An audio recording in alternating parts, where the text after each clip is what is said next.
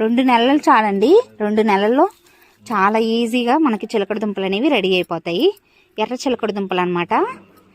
అసలు ఎలాంటి harmful chemicals use చేయకుండా ఓన్లీ పశువుల ఎరువు, అలాగే లిక్విడ్ ఫర్టిలైజర్స్, బియ్యం కడిగిన నీళ్ళు, పప్పు కడిగినప్పుడు వచ్చిన వాటర్, ఇలాంటి వాటిని యూజ్ చేసి మాత్రమే మనం చక్కగా అన్ని రకాల కూరగాయలని కూడా పండిస్తున్నాము.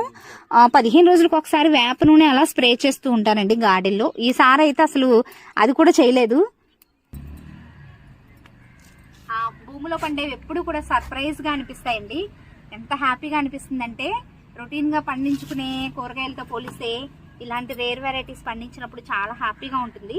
కానీ ఈ చిలకడ దుంప కూడా మాకు రొటీన్గా పండించుకునే కూరగాయ అయిపోయింది అనమాట.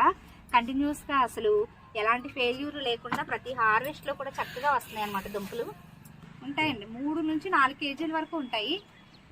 చాలా హ్యాపీగా ఉందండి. చాలా హెల్తీగా చక్కగా పండించుకోవచ్చు అనమాట చిలకడ దుంపల్ని. తప్పకుండా ట్రై చేయండి. ఒకవేళ మీ దగ్గర కొమ్మలు అవి అవైలబుల్గా దొరకకపోతే షాప్ నుంచి ఇలా చిన్న దుంపని తీసుకొచ్చైనా చక్కగా మట్టిలో పెట్టుకుంటే ఈజీగా దాని నుంచి కొత్త కొమ్మలు అనేవి వస్తాయి.